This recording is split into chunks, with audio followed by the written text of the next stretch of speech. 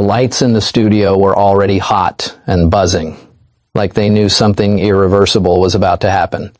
The moment the band kicked into that familiar upbeat theme that usually got people clapping along without thinking, yet tonight the claps came fast and carried an edge, half cheer, half wait and see, while Jimmy stepped through the curtain into the spotlight.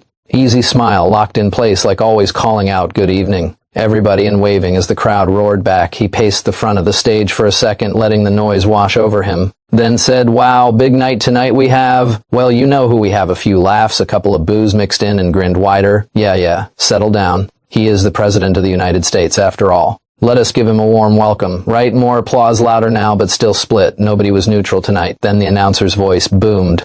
"Please welcome the President of the United States, Donald J."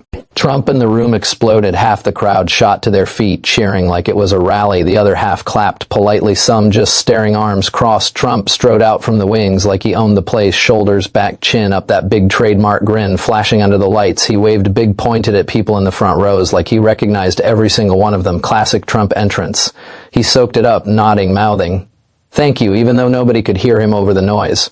Jimmy stepped forward to meet him. They shook hands firm, no nonsense, holding it a beat longer than normal. Neither man blinked. Trump's grip was strong, almost testing. Jimmy matched it, smile never slipping. They broke apart. Trump gave a crowd again. Then both sat down. The band wrapped up, lights tightened on the two chairs. For a split second, everything looked normal. Two guys' desk between them, audience ready to laugh or boo, but the air already felt thick. Everyone could sense it. This was not going to be one of those easy softball interviews. This was going to be a fight, and it was about to start. Jimmy leaned back a little, still smiling. "Mr. President, welcome to the show. Thanks for coming on." Trump nodded, still grinning wide. "Great to be here." Jimmy, tremendous crowd, by the way. Really tremendous. A few cheers from the Trump fans. Jimmy chuckled. "Yeah, they showed up tonight, so let us jump right in, shall we?" He paused just long enough for the room to quiet down. Then Jimmy leaned forward, just a touch, keeping his voice easy. "So, Mr. President, how is the White House treating you these days? Busy schedule?" I bet Trump settled back, crossing his legs, that same big grin still plastered on busy Jimmy. "It is nonstop, tremendous energy. The best people, the best deals. We are making America greater. Every single day, a chunk of the crowd cheered right away. Loud, proud claps from the red hat section." Jimmy nodded like he was taking it in, then added lightly, "Sounds exhausting. You ever get a night off to just watch TV or something?" Trump chuckled. "I do not need nights off. I am always winning. You should try it sometime." That was the opening. Trump's grin sharpened. He leaned in closer, elbows on his knees, eyes locked on Jimmy like he was about to close a deal. "You know, Jimmy, I watch your show sometimes when I can stomach it." A few nervous laughs scattered through the room. Jimmy raised an eyebrow, still smiling. "Appreciate the viewership." Trump did not miss a beat. "But let me tell you something. You call yourself a host. You are more like a lonely guy begging for laughs because nobody laughs at home anymore." The words hit like a slap. The studio went dead quiet for a full second, real silence, the kind that makes your ears ring. Then a wave of uneasy chuckles rolled through, half forced, half shocked. Some people covered their mouths.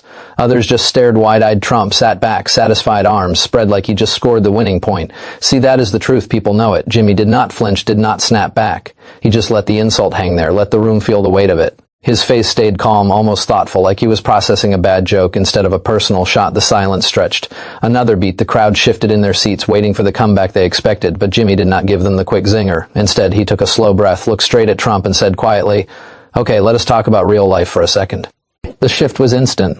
The playful vibe evaporated out there. Outside this building, people are struggling. Gas is up.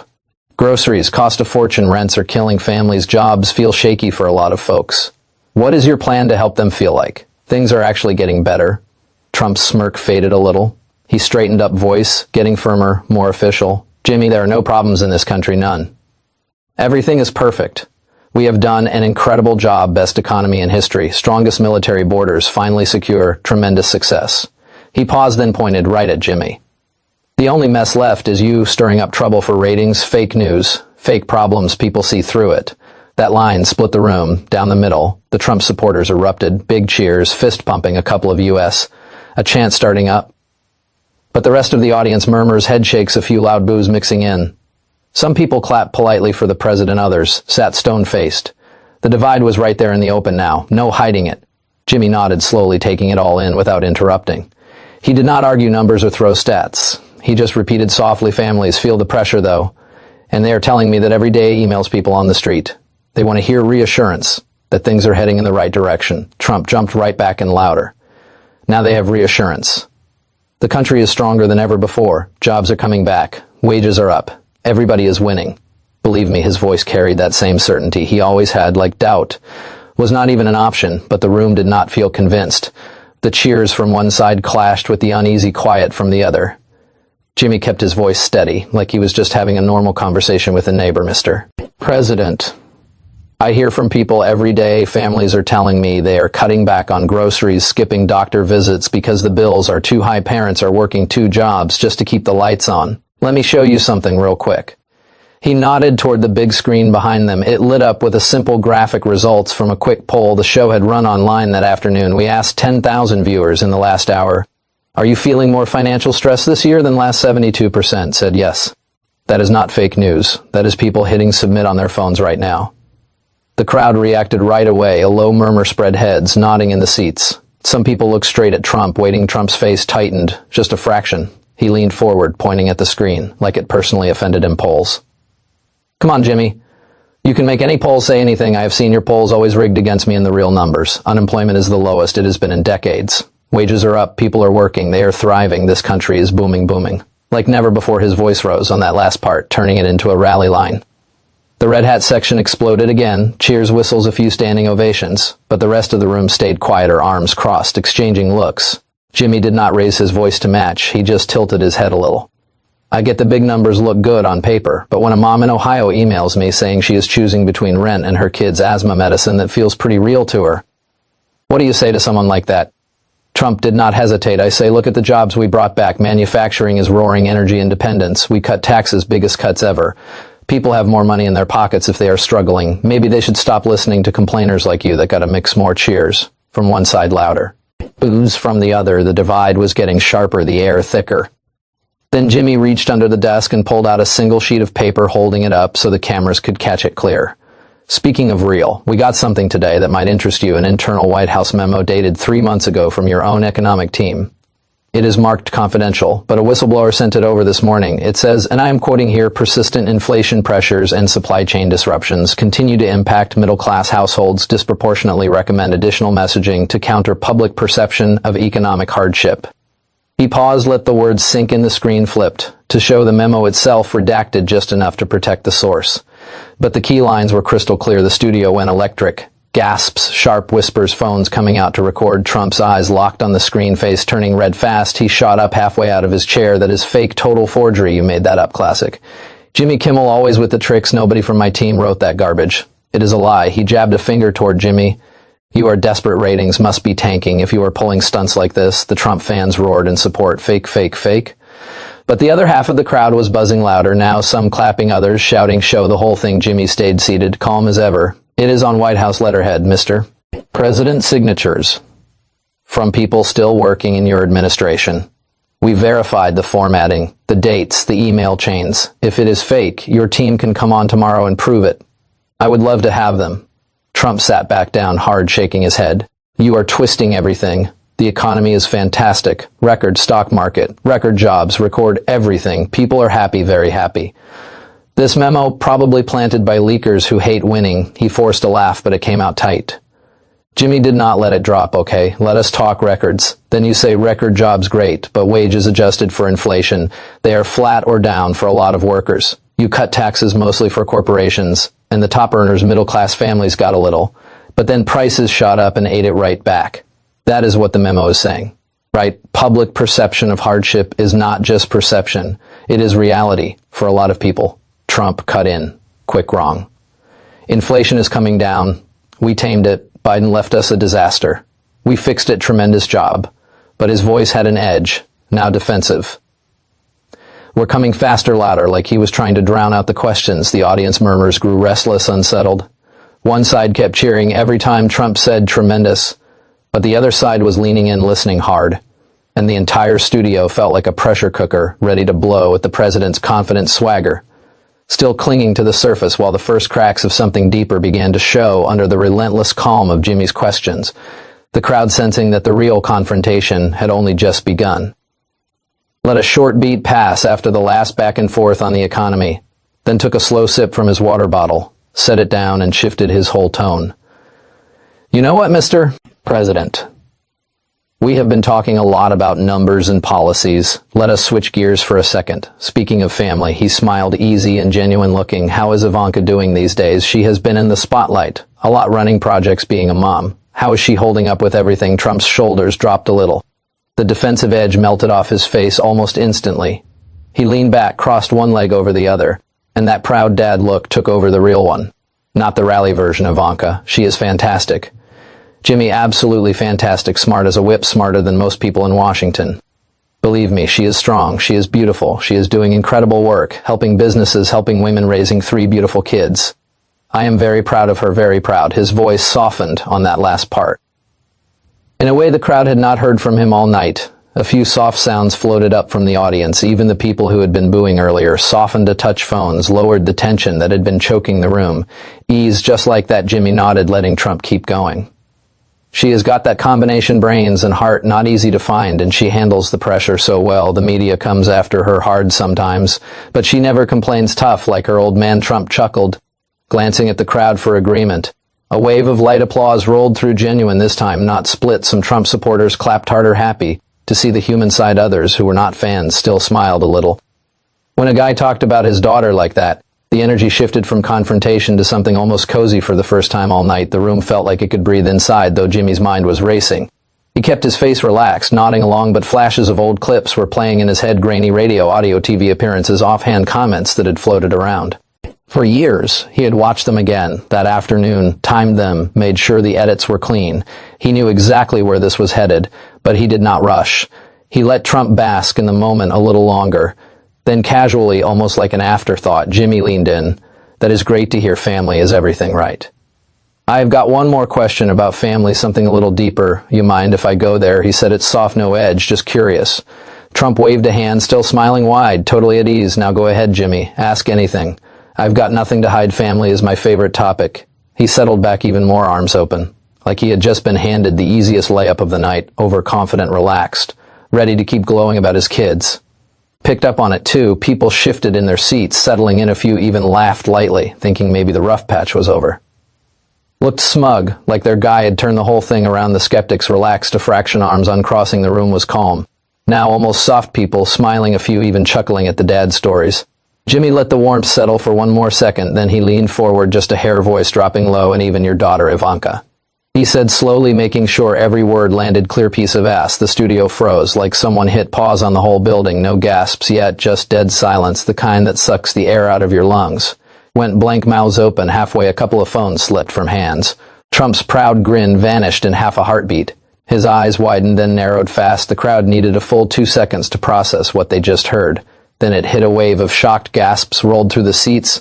Some people covered their mouths. Others whispered what loud enough for the mics to catch. A nervous laugh or two popped up and died. Think like the Red Hat section.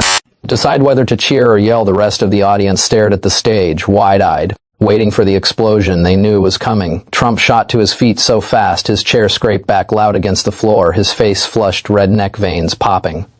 What did you just say? He barked, voice cracking with fury. He pointed straight at Jimmy, finger shaking. How dare you talk about my daughter like that? You do not say that. You do not cross that line ever. He took a step forward, chest heaving. That is disgusting. You are disgusting. You think that is funny? You think you can just throw that out there? The words poured out fast and hotsome in the crowd. Clapped, sharp, supportive claps from the loyalists, while others booed loud and angry. The split was instant and ugly, half the room backing Trump's outrage. The other half frozen in disbelief at what Jimmy had just done. Jimmy did not stand, did not flinch. He stayed right in his chair, hands resting easy on the desk, looking straight at Trump. His voice came out calm, almost quiet compared to the shouting. I did not say it, Mr. President. That is what you said on the radio years ago, exact words. He paused, let it hang, and people heard it. Trump's face twisted harder. That is a lie. You are making that up right now, twisted sick. He jabbed the air again. You do not attack someone's family. That is low, even for you. More cheers from his side, louder. Now drowning out some of the boos, the energy was chaotic, people yelling over each other, the band sitting silent, no music to cut the tension. Trump paced half a step, eyes locked on Jimmy like he wanted to burn a hole through him. Jimmy tilted his head just a fraction. It is not made up, and it is not just me saying it. We actually have someone who was there, the host of that radio show. He is standing by right now for a quick call-in, wants to confirm the context himself. He glanced toward the control booth casual, like he was mentioning the weather. Should we bring him on, get his take live? The room sucked in another breath. Trump stopped pacing cold, what his voice dropped dangerous. You have got a witness right now. He laughed, once short, bitter. This is a setup, total ambush. You think I am falling for this, but his eyes flicked to the side toward the wings. Like he half expected someone to walk out. The crowd leaned forward as one phone's up again, recording every second. Murmurs turned to excited chatter. Call him, someone shouted from the back. Others yelled fake right back. The drama ratcheted up another notch. Trump demanded, prove it, put him on. Let us see this so-called witness. His tone was all challenge now, but there was a crack in it. Uncertainty creeping in. Jimmy did not smile, did not gloat. He just nodded once toward the booth. We will see if he is ready. The lights dimmed a touch on the audience, spotlights tightening on the two men. Jimmy gave a small nod toward the control booth. The big screen behind them flickered to life again, brighter this time, the White House logo, fading out to be replaced by a simple black background with white text. 1990s radio interview. Unedited audio, no fancy graphics, no dramatic music, just the raw clip. The studio lights dimmed a touch, focusing everything on the screen, and the two men. A scratchy, dated radio intro played for a second. Then a male host voice came through clear. Ivanka is growing up fast. Huh. She is turning into quite a piece of ass. Laughter from the studio audience back then. Casual guys being guys. Then Trump's voice, unmistakable, younger, but the same cadence. Yeah, she is something. If she was not my daughter, maybe I would be dating her. More chuckles on the tape, light and easy, like it was just locker room. Talk. The clip cut there. No edits, no slowdowns. Just the words hanging in the air. The studio reacted like a punch to the gut. A deep collective groan rolled through the crowd, low at first, then spreading. Some people winced, hands over their faces. Others shook their heads, slow disbelief written all over them. The Trump supporters looked stunned, mouths open, a few muttering. That is not, before trailing off. The rest of the audience let out sharp exhales, some boos, starting low. Phones were up everywhere now, recording the screen, recording Trump's face. The room felt smaller, heavier, like the air itself had thickened. Trump stood frozen for a beat, staring at the screen like it might disappear if he glared hard enough. Then he exploded. That is out of context, completely out of context. You cherry pick one line from 20 years ago, twisted, edited garbage. He waved his arms wide. They were joking around. Radio guys talk like that. It means nothing. His voice cracked on the last word, louder than before. Some cheers tried to rise from his side. Fake news, fake, but they got drowned out fast by louder groans and boos from everywhere else. The split was gone. Now the outrage was winning. Jimmy did not interrupt. He just waited until Trump ran out of steam for a second, then spoke quiet, and even that was the full clip, no cuts. And there is more. He signaled again. The screen transitioned smooth to a TV appearance year. Stamped in the corner, 2006, Trump sitting next to a teenage Ivanka on a morning show couch, both smiling for the cameras. The host asks something light about family. Trump leans in, grins big, and says, I have said that if Ivanka were not my daughter, perhaps I would be dating her. He laughs right after a big hearty laugh. Ivanka smiles politely, looks down for a second. The host laughed, too awkward, but going along. The clip ends on Trump's face, still chuckling, proud. The horror hit harder this time. The groans turned to outright shouts. Some, oh my God, some boos so loud the mics picked them up. Clean. A woman in the front row stood up, hands on her hips, yelling, that is your daughter, before security eased her back down. People were on their feet now. Not cheering, just reacting. Disgust, anger, confusion mixing together. Trump's face went from red to purple. He slammed a fist on the desk hard enough to make the water bottles jump. This is a hit job set up from the beginning. You are disgusting, Jimmy, bringing my family into this filth. He pointed at the screen, then at Jimmy. That was a joke, a compliment. People understood it back then. You are the one making it sick. Jimmy stayed, seated, voice steady as ever. It is your voice, your words on tape, on video, public record. He paused, then added softer, but we are not done. The screen went black for a second. Then new text appeared. Oreo, former aide, 2023. Verified. A woman's voice came on, calm, professional, like she was in a deposition. I was in the room multiple times about Ivanka that were inappropriate. Not just once. He would say things like she has got the best body, or if she was not family in front of staff, we were told to laugh it off, never repeat it. It was a pattern. Trump's eyes went wide. He lunged half a step toward the screen. Lies. That is a total fabrication. Who is this? Show her face. She is lying. Paid off. Probably by you. His voice cracked again, raw. This is election interference. Deep state. You are all in on it. He spun toward the audience, arms out. You believe this crap? Come on. A few loyalists clapped, but it was thin, desperate. And the rest of the crowd was roaring boos, shouts, some people standing and pointing. The outrage was not split anymore. It was a wave crashing over the stage. Jimmy let the audio fade out. He looked straight at Trump. No smirk, no triumph, just calm. That is from someone who worked for you. We have got the chain of custody, the date stamps. If it is fake, your team can disprove it tomorrow." And the room held its collective breath as the once triumphant president stood exposed under the lights, his swagger gone, replaced by something raw and cornered, while the single brutal phrase about his own daughter hung in the air like a live wire.